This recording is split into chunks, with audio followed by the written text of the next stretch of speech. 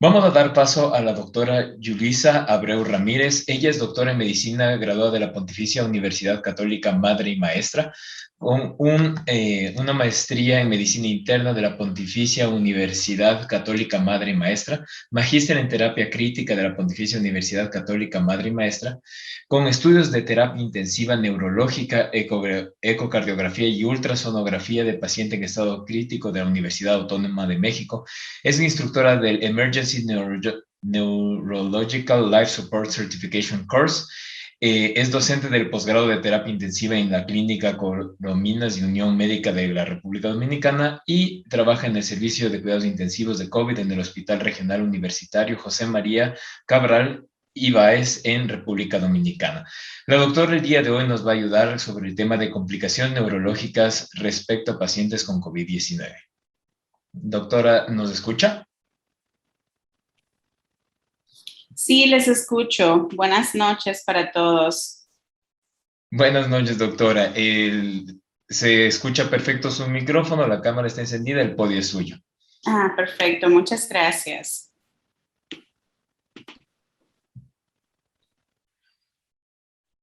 No sé si ahí estoy compartiendo pantalla con ustedes adecuadamente. Sí está compartiendo, pero en un ladito siguen saliendo las diapositivas. Creo que tiene que ponerle en modo Sí. presentación. ¿Este de ahí? Bien, pues ahí creo que sí estamos bien, ¿no? Ahí está perfecto, doctora. Muchas gracias. Bueno, gracias a ti. Bueno, pues buenas tardes para todos. Yo soy la doctora Yulisa Abreu, como bien me han presentado, y vamos a tener una pequeña conversación. Me gusta verlo como una pequeña conversación, ¿no? Sobre las complicaciones neurológicas del COVID-19. Antes de empezar la charla, me encantaría agradecer al comité organizador, ¿no? Porque de verdad que para mí estar aquí es un verdadero honor. O sea, pensar que sí puedo compartir un tema o conversar sobre experiencias con compañeros, de verdad que es un honor para mí. Bien, pues empezar la conferencia diciendo que, doctores, el 80% de los pacientes hospitalizados van a tener complicaciones neurológicas por COVID, que las complicaciones neurológicas más frecuentes hasta la fecha son la mialgia, la cefalea, mareos, encefalopatías muy frecuentes en los pacientes con COVID en cuidados críticos, y que hay otras complicaciones como la disgeusia y la anosmia que son menos frecuentes en los pacientes ingresados, pero sin embargo frecuentes en los pacientes con COVID de leve a moderado, como vamos a ver un poquito más adelante. Los eventos cerebrovasculares, las convulsiones, los déficits motores, las ataxias y los trastornos del movimiento afortunadamente son menos frecuentes. ¿Ok? Y saber que obviamente los pacientes críticos, los pacientes con un COVID de severo a moderado son los pacientes que tienen más probabilidad de desencadenar algunas complicaciones neurológicas severas secundario a la enfermedad. Pero ¿cuándo viene esto? ¿Cuándo nosotros nos estamos enterando de esto? Y bueno, en China hicieron ahí una revisión, un reporte de casos, ¿no? Se reportó en el JAMA de neurología, y ellos lo que hicieron fue que empezaron a ver de forma retrospectiva los pacientes que se ingresaron desde enero hasta febrero del 2020. Y básicamente lo que ellos estaban observando eran las manifestaciones sistémicas de COVID, las manifestaciones neurológicas pero periféricas, y las manifestaciones del músculo esquelético.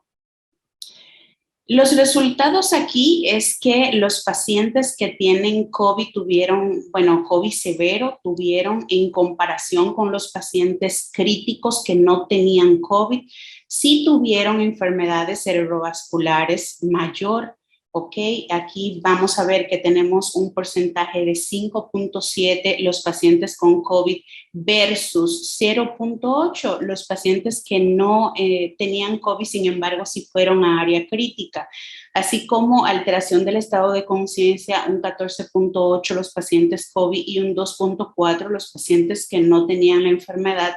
como injuria del músculo esquelético 19.3 los pacientes COVID y versus 4.8 los pacientes no COVID.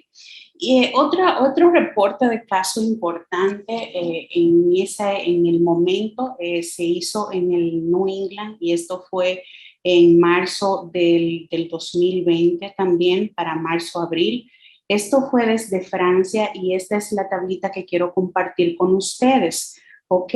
Es importante porque ellos hicieron un recuento de 58 pacientes que se ingresaron con enfermedad de COVID severa.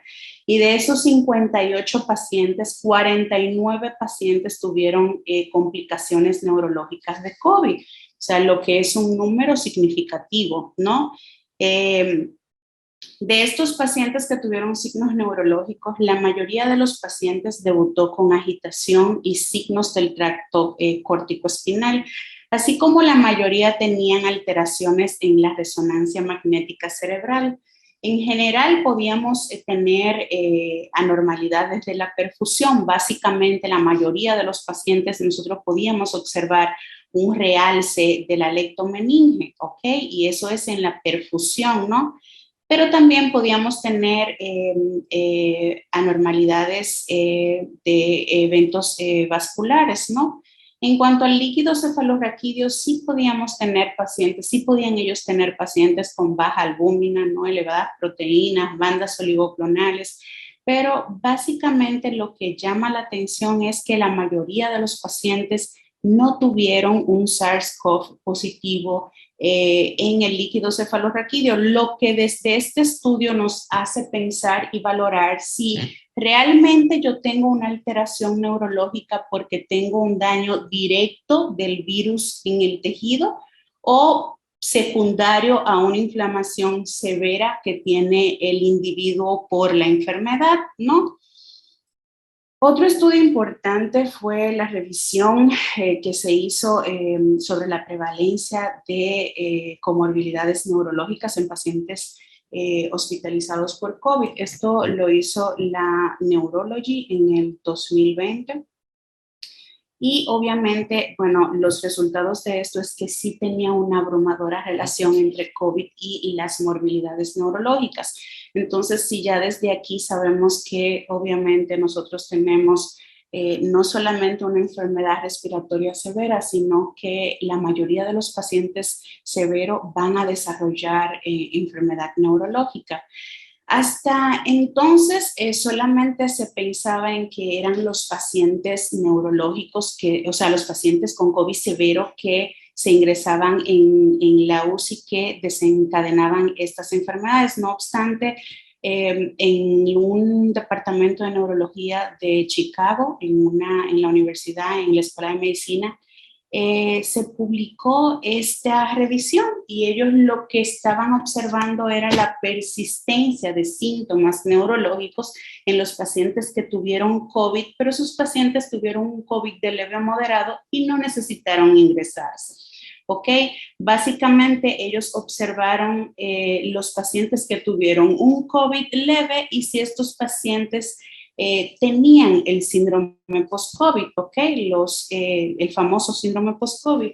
Y en la interpretación vieron que los pacientes también con síntomas leves de COVID tenían alteración del estado neurológico, se quedaban con el síndrome post-COVID y dentro de este síndrome post-COVID, pues las personas manifestaban mucha fatiga durante meses, manifestaban el famoso brain fog, ¿no? Que es la falta de claridad, de enfoque, ¿ok? La confusión en ocasiones.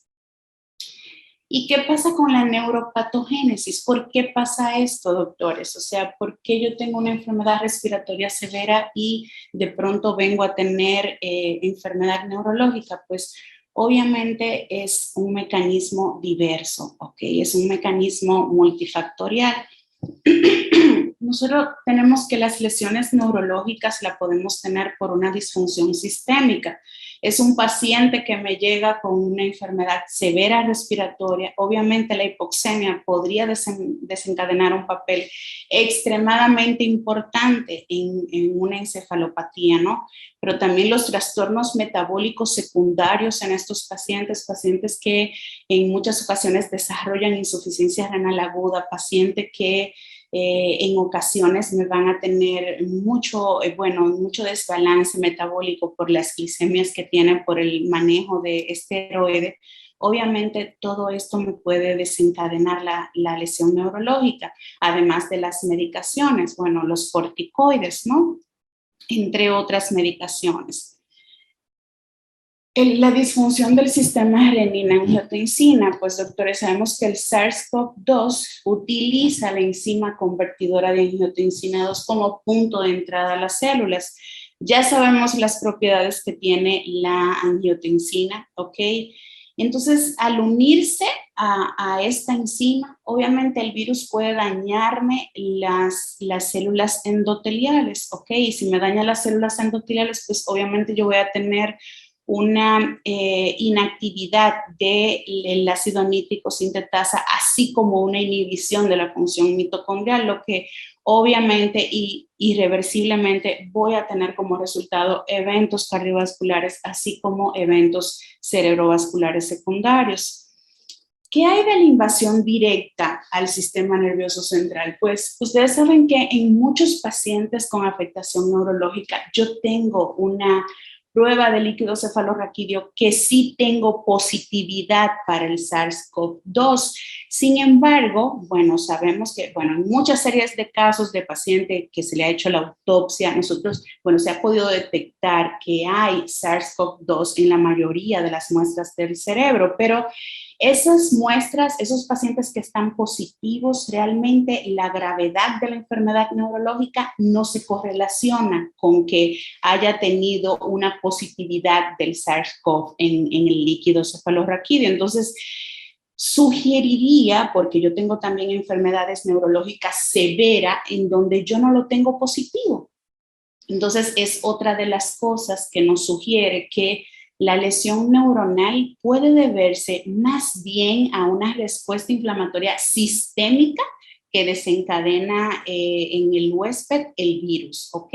Más que a una infección directa al tejido en sí.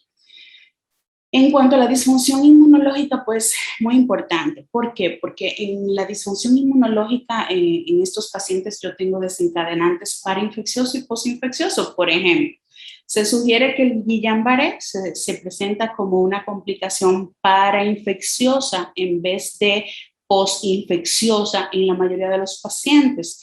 No así es, por ejemplo, las enfermedades secundarias cardíacas que me provocan, las pericarditis, las miocardiopatías, que son enfermedades que se desarrollan varias semanas después del inicio de los síntomas, ¿ok? Pero el estado proinflamatorio, doctores, es extremadamente importante y en esto yo quiero que nos enfoquemos, ¿ok? Cuando yo hablo de la disfunción inmunológica, el estado proinflamatorio o el síndrome de liberación de citocinas probablemente es una de las cosas más importantes. ¿Por qué? Porque los niveles elevados de citocinas proinflamatorias, solamente los niveles elevados ya me pueden causar confusión y alteración del estado de conciencia. Citocinas, doctores, es igual a activación microglial y respuesta inflamatoria sistémica, ¿ok?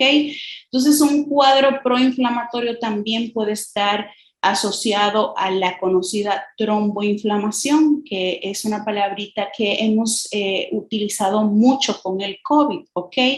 Un cuadro proinflamatorio también se va a asociar a trombofilias en muchos casos. Y cuando yo tengo trombofilia, voy a tener aumento del riesgo de eventos cerebrovasculares, así como eventos trombóticos, ¿ok?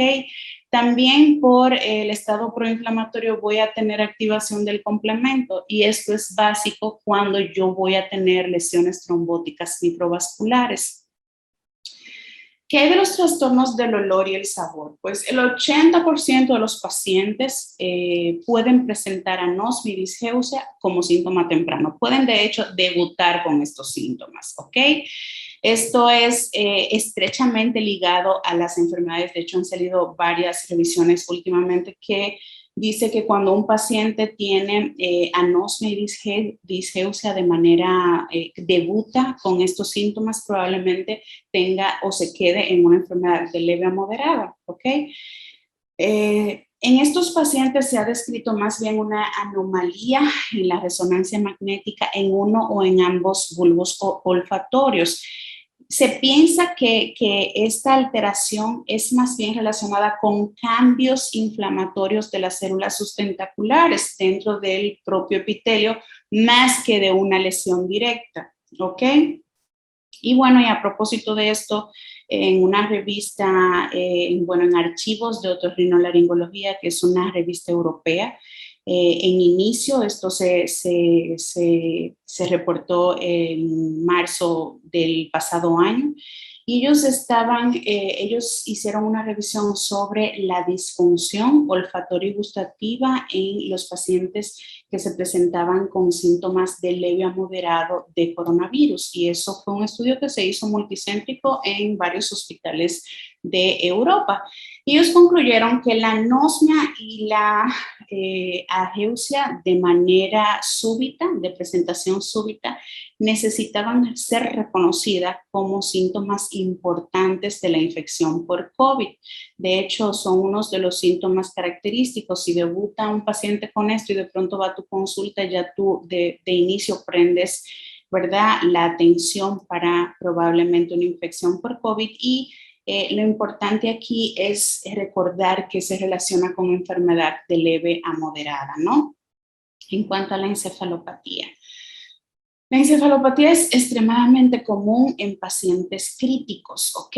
Pero en los pacientes con COVID, de hecho, puede ser el síntoma con el que debuten, ¿ok? Puede llegar un paciente con una encefalopatía de emergencia sin tener ninguna sintomatología respiratoria y podrías detectar que este paciente está cursando con un COVID severo en ese momento, ¿ok? Los factores de riesgo para una encefalopatía, bueno, siguen siendo los factores que ya conocemos para encefalopatía de pacientes críticos: la edad avanzada, un paciente con deterioro de la visión, pacientes que ya tengan antecedentes de enfermedades cerebrales y uso previo de medicamentos psicoactivos. Esto es un estudio eso es una revisión que se publicó en el Lancet de Medicina Respiratoria en enero 8 del presente año. Y ellos hablaron sobre la prevalencia del riesgo de factores de delirium en pacientes críticos que presentaban COVID, ¿no? Esto es un estudio multicéntrico. Ellos incluyeron 69 unidades en 14 ciudades, ¿no? Y aquí básicamente ellos concluyen en que la disfunción neurológica en pacientes con COVID es altamente prevalente, ¿ok? Y que se prolonga en los pacientes críticos con COVID. Aquí ellos vieron que un paciente con encefalopatía por COVID podía durar con la encefalopatía hasta 6 meses después, ¿ok?, del seguimiento. Entonces es una cosa importante. Puede durar el doble de lo que dura una encefalopatía en otro paciente crítico.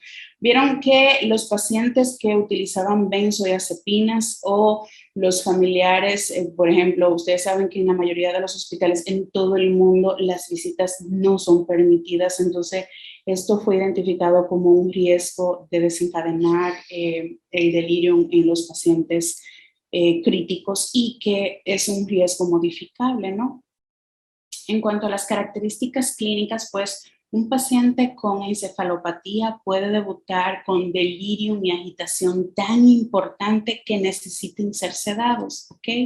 Y hay otros pacientes que se manifiestan con una somnolencia y una disminución del estado de conciencia importante.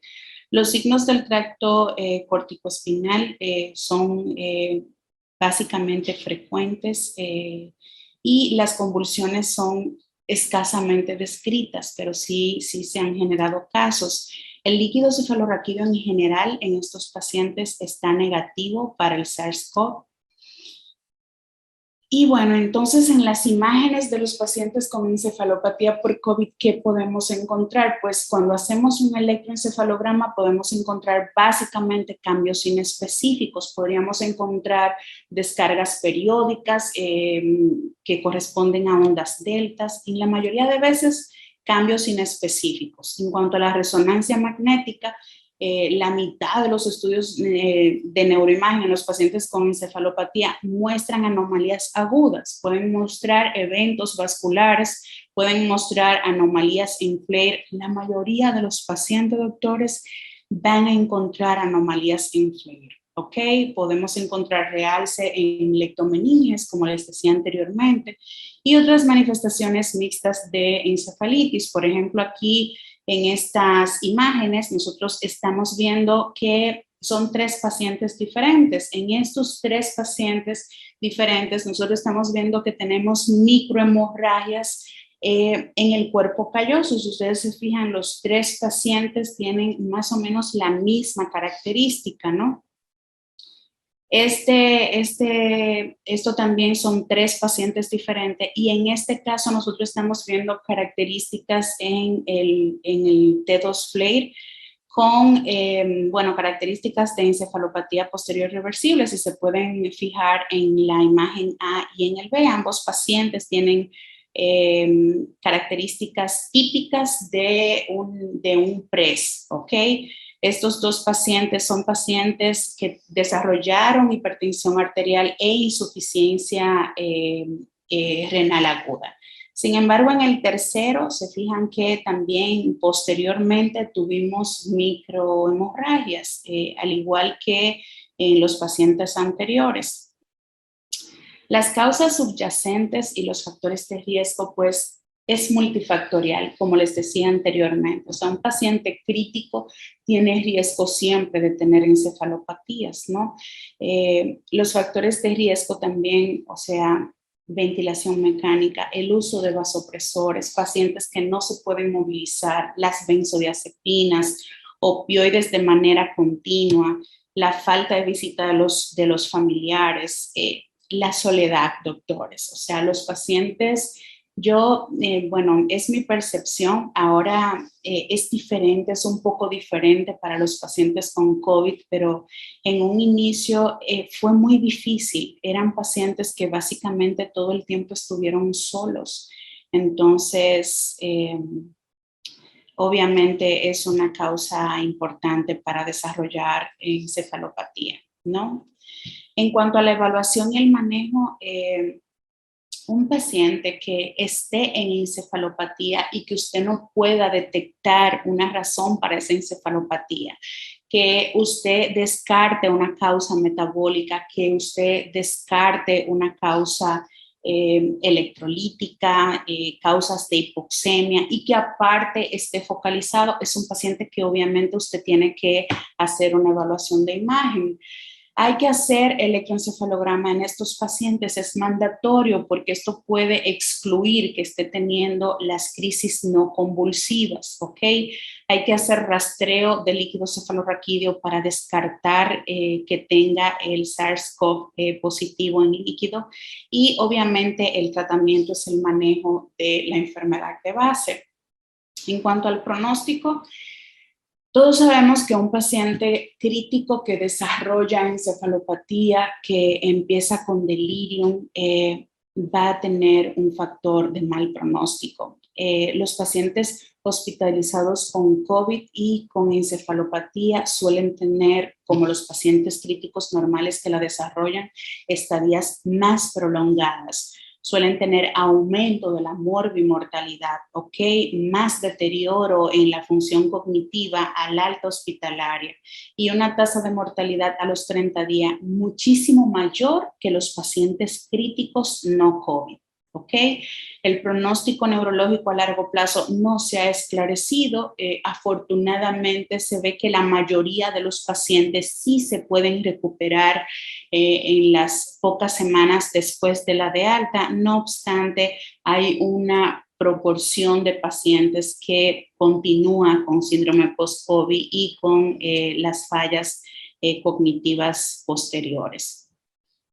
En cuanto a las enfermedades cardiovasculares, afortunadamente son poco frecuentes. Y digo afortunadamente porque las enfermedades cerebrovasculares en los pacientes con COVID son extremadamente más severas que en un paciente no COVID, ¿ok? La frecuencia llegó en pacientes isquémicos hasta 2.7%, en hemorrágicos 0.9% y en trombosis de seno venoso de 0.08%. El riesgo de EBC varía según la gravedad. Se ha visto que en los pacientes que tienen un COVID leve podría verse riesgo de evento vascular en menos de 1%. Sin embargo, en los pacientes con un COVID grave, el riesgo de evento cerebrovascular puede alcanzar el 6%. Se produce de 1 a 3 semanas después de la aparición de los síntomas. Sin embargo, tenemos una gran proporción de casos que es el síntoma debutante, es el paciente que nos llega con un evento vascular a la emergencia y que estamos viendo a un paciente básicamente con un evento vascular sin ningún tipo de síntomas respiratorios. Entonces, sí puede ser el signo debutante en estos pacientes. Y la edad de los pacientes básicamente es cada vez más joven. Los pacientes que desarrollan eventos vasculares en COVID es un corte de edad mucho menor que los pacientes no COVID. Los factores de riesgo, pues los factores de riesgo vasculares, los cardiovasculares de cualquier paciente para desarrollar un evento vascular, diabetes, hipertensión, un paciente fumador, un paciente que use drogas, ¿ok? Pero en el COVID específicamente podemos tener también factores o mecanismos nuevos o atípicos, que son los de hipercoagulabilidad por el estado inflamatorio agudo que estuvimos hablando anteriormente, ¿ok? Estado de hipercoagulabilidad. Abundemos un poquito sobre eso. Decíamos que cuando yo tengo un estado de hipercoagulabilidad por una respuesta inflamatoria, bueno, que viene la respuesta inflamatoria y luego el estado de hipercoagulabilidad por la trombofilia que me causa, ¿ok? La trombofilia se asocia con la respuesta inflamatoria del huésped al virus, ¿ok? Y hay evidencias que sugieren que el COVID está asociado con un estado de hipercoagulabilidad tremendo, ¿ok? Eso lo demuestra, por ejemplo, un dímero D que ustedes saben que se mantiene súper alto en las primeras semanas. Entonces, además de esto, se ha observado una asociación en los anticuerpos antifosfolipídicos. Y fíjense algo, antes del COVID habían pruebas que sugerían que las infecciones graves podían desencadenar eventos cerebrovasculares. Y bueno, y ahora el COVID viene a darle sentido a esto, ¿no? Hay un estudio importante que es un estudio un poco viejo, ¿no? Pero sí es clave en esto. Es un estudio que se publicó en julio del 2011 en Stroke y es el estudio de salud cardiovascular. Y aquí yo solamente quiero resumir con esta gráfica, ¿no? Ellos lo que hicieron fue observar el riesgo de evento cardiovascular que tenía un paciente después de un ingreso por un proceso infeccioso severo, ¿ok? Entonces, ellos dividieron estos pacientes en pacientes hospitalizados dentro de los 14 días previo al evento vascular, 30 días previo al evento vascular y 90 días previo al evento vascular. Y ustedes se fijan aquí que los pacientes que tuvieron el proceso del ingreso por una infección severa 14 días previo, de estos pacientes ingresaron 8. Y de esos 8 pacientes, 2 tuvieron eventos cardiovasculares. Pero a los 30 días se ingresaron, en los 30 días anteriores se ingresaron 11 pacientes y de esos 11 pacientes, 3 tuvieron eventos cerebrovasculares. Pero fíjense aquí, 90 días previos al evento vascular y van a ver que 29 pacientes tuvieron ingreso por infección severa, o sea, proceso inflamatorio severo y de esos 29 pacientes, 17 pacientes tuvieron un evento vascular. Y fíjense aquí el intervalo de confianza, ¿no? Entonces son datos muy importantes y que nos vienen a aclarar muchas cosas ahora con el estado protrombótico secundario de inflamación en los pacientes con COVID. ¿Qué hay del cardioembolismo? Pues lamentablemente hasta esto tienen mucho riesgo los pacientes con COVID severo. ¿Por qué?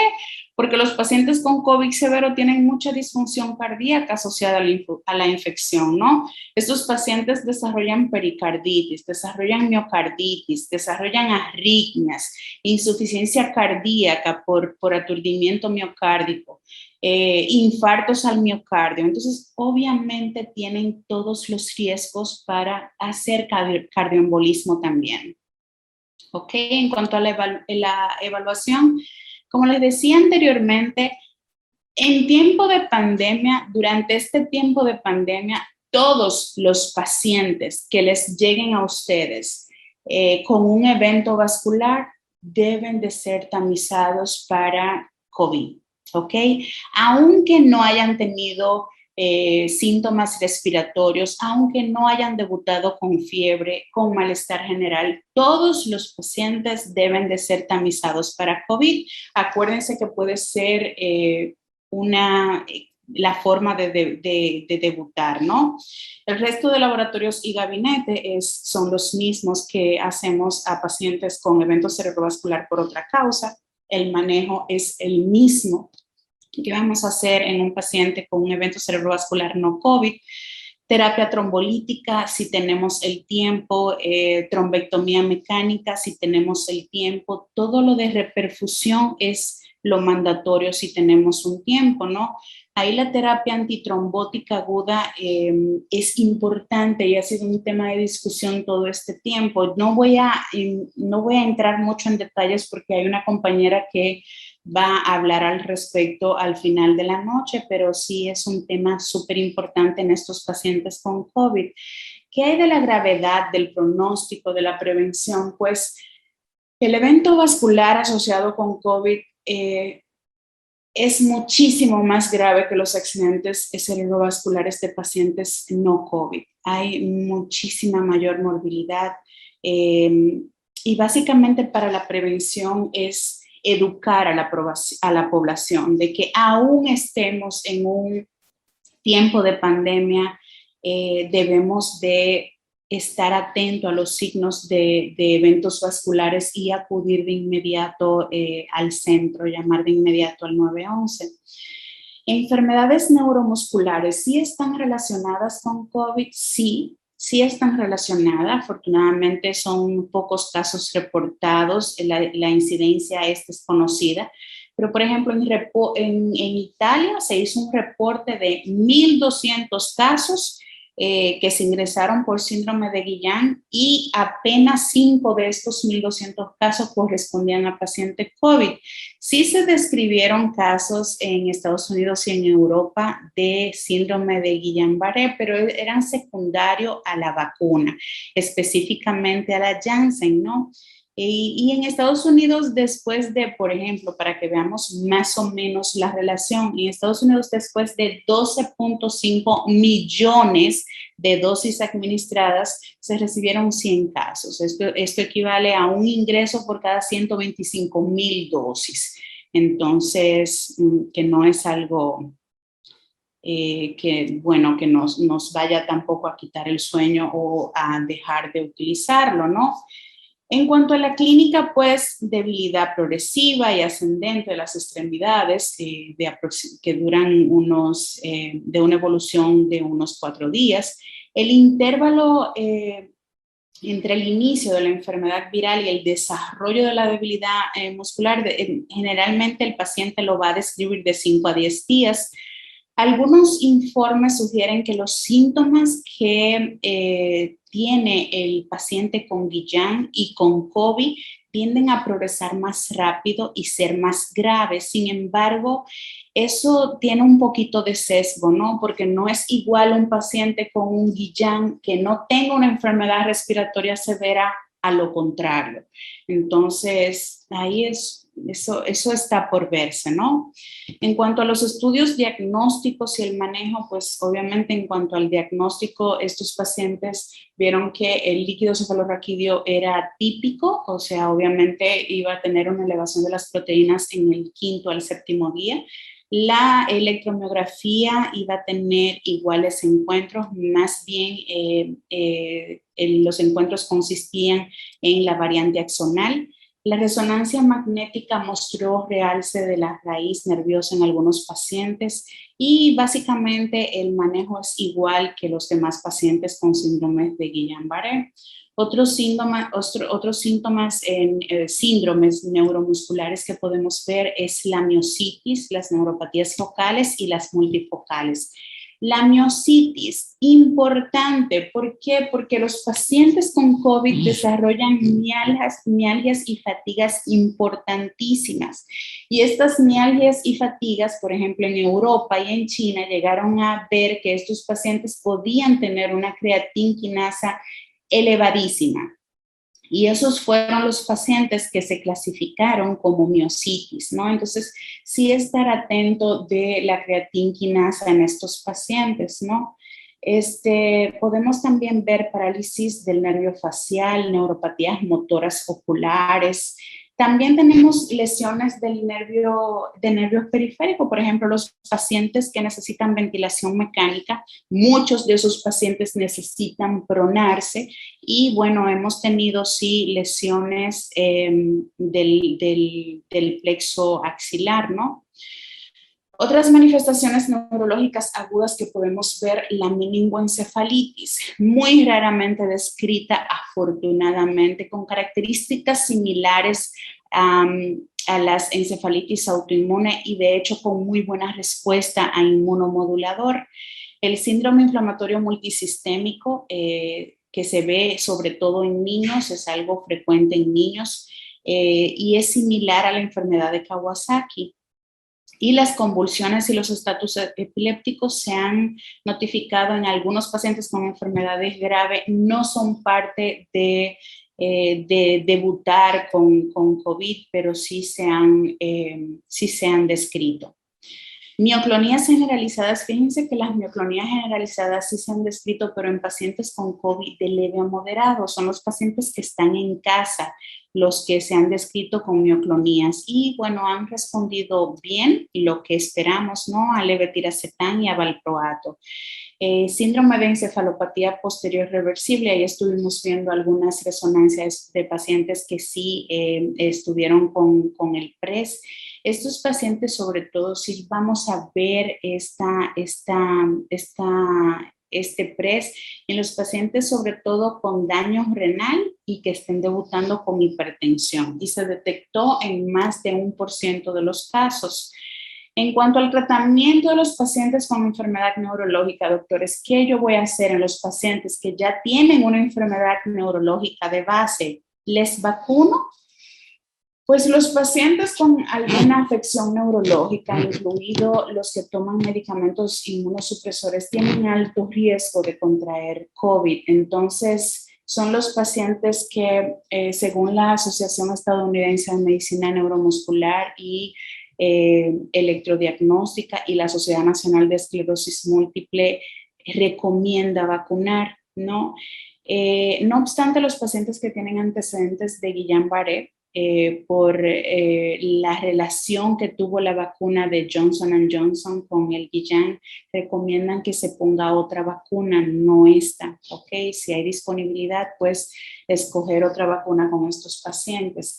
¿Qué hay de la terapia inmunosupresora? Pues no hay evidencia de que los pacientes que estén utilizando, los pacientes neurológicos, que estén utilizando una terapia inmunosupresora, por ejemplo, los pacientes que ya tuvieron una encefalitis autoinmune y que estén en Rituxi, ¿qué hago? ¿Le quito el Rituxi? Pues no, le vas a seguir su manejo.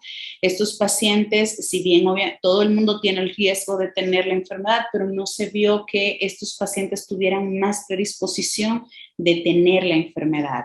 ¿Ok?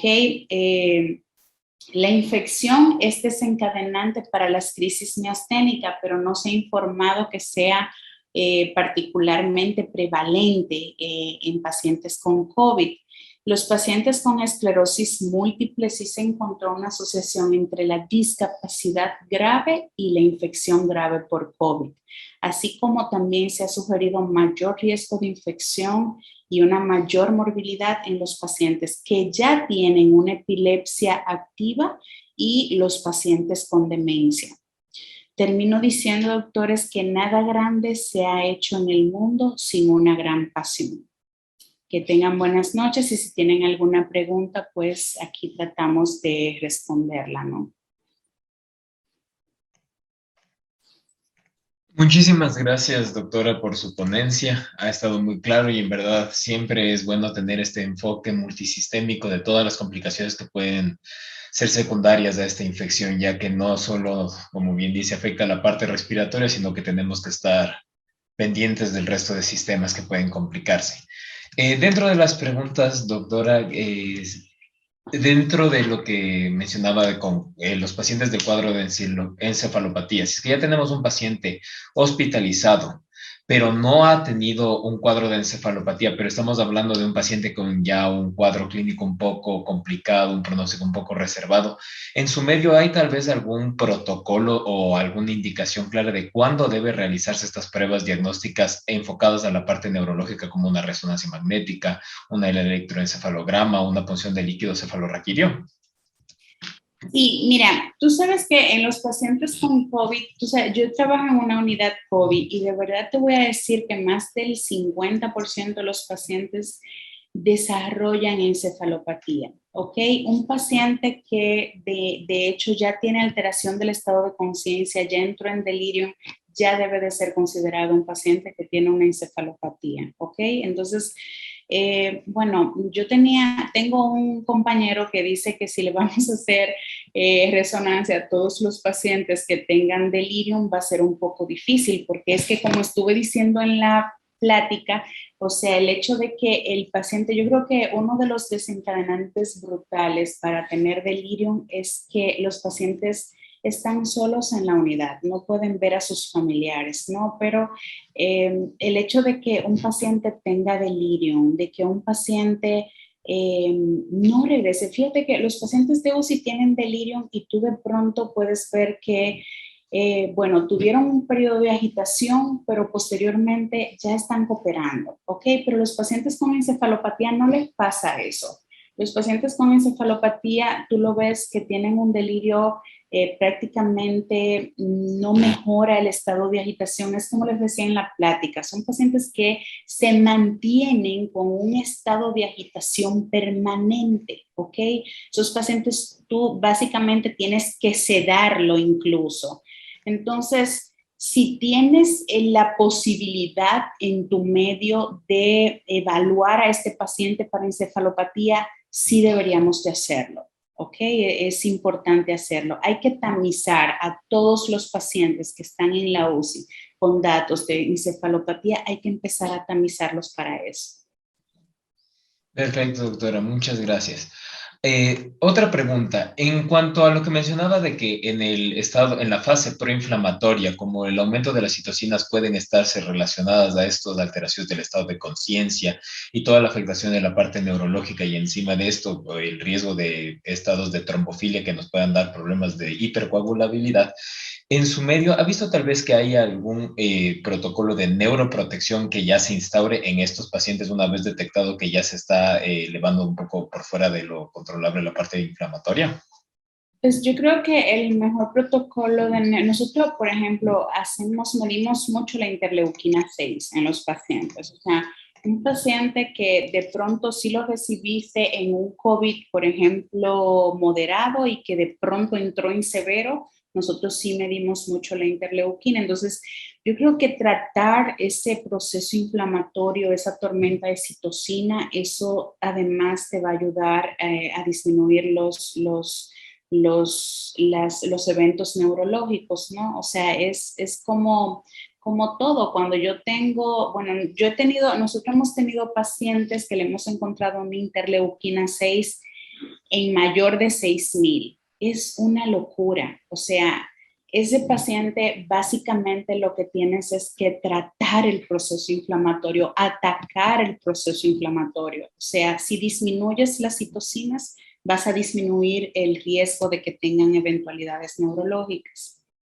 Y obviamente, como bueno, veremos posteriormente en la charla, hay que saber que el estado inflamatorio severo me va a dar datos protrombóticos, entonces es una cosa que también tenemos que resguardar, ¿no? Perfecto, doctora, muchas gracias. Y la última pregunta tiene dos partes. Eh, ¿Qué porcentaje de pacientes debutan clínicamente con encefalopatía antes de, digamos, un problema como tal respiratorio, teniendo COVID? Y de lo que mencionaba de la duración prolongada de la encefalopatía en pacientes que tengan el diagnóstico de COVID versus otros pacientes con encefalopatía, ¿hay alguna consideración en especial en su manejo ambulatorio una vez ya acabada la fase hospitalaria donde ya se haya controlado la fase, digamos, infecciosa del componente respiratorio? Mira, en cuanto a la primera pregunta, porque la segunda me la vas a repetir de No hay nuevo, por problema. favor, porque aquí se cortó y no pude escuchar toda la pregunta, pero en cuanto a la primera pregunta, no es tan frecuente que debute con eso. Sin embargo, sí hemos tenido pacientes que el familiar dice, doctora, yo lo traigo a la emergencia porque el paciente desde ayer está hablando incoherencias. Entonces, de pronto al residente le dicen que está hablando incoherencias y todos empezamos a pensar en una enfermedad vascular, ¿no? Entonces, es el paciente que recibes en emergencia y que lo único que tiene es alteración del estado de conciencia y que obviamente cuando tú lo tamizas para COVID, entonces sí tiene un COVID y ya posteriormente va a empezar a desarrollar todos los síntomas respiratorios de manera aguda y severa, ¿ok? No es tan frecuente, por lo menos en mi medio no es tan frecuente, pero sí hemos tenido pacientes que debutan directamente con encefalopatía. Perfecto. Y la segunda parte de la pregunta que le comentaba era de lo que comentó anteriormente, de que la duración de la encefalopatía en pacientes que tienen COVID es más prolongada versus pacientes con encefalopatía pero que no tengan COVID. ¿Hay alguna consideración tal vez especial en estos pacientes para el manejo ambulatorio una vez acabada la fase hospitalaria, es decir, cuando ya se haya controlado la parte infecciosa del componente respiratorio? Sí, ustedes saben que la parte de la encefalopatía, el tratamiento es tratar la enfermedad de base. Entonces, obviamente tenemos que tratar de resolver los síntomas de COVID, ¿ok? Pero, por ejemplo, esto dependerá, porque, por ejemplo, si yo tengo una encefalopatía en un paciente que ya tiene una falla renal, y que vino debutando con altas cifras tensionales, que eso es muy frecuente, y que ese paciente tuvo un COVID crítico y que yo le hice una resonancia y que en la resonancia tiene datos de encefalopatía posterior reversible, entonces obviamente yo tengo que manejar estrictamente la presión en esos pacientes, ¿no? Entonces, obviamente antipsicóticos. Entonces, es como que el manejo ambulatorio de un paciente con encefalopatía y que se va con datos de encefalopatía a casa va a depender de qué viste tú en la resonancia, cómo lo tamizaste, ¿ves? Perfecto, doctora. Esas serían todas las preguntas de su ponencia. Muchísimas gracias. La información ha sido sumamente clara, actualizada y, como mencionaba, de suma importancia tener una idea un poco más grande de cómo es la afección multisistémica, porque los ojos ven lo que la mente sabe y podemos incluso obviar ciertas cosas si es que no tenemos esto en cuenta. Muchísimas gracias y buena noche. Esperamos tenerla de nuevo con nosotros en otra ocasión. Muchas gracias a ustedes, de verdad ha sido un súper honor. Muchas gracias.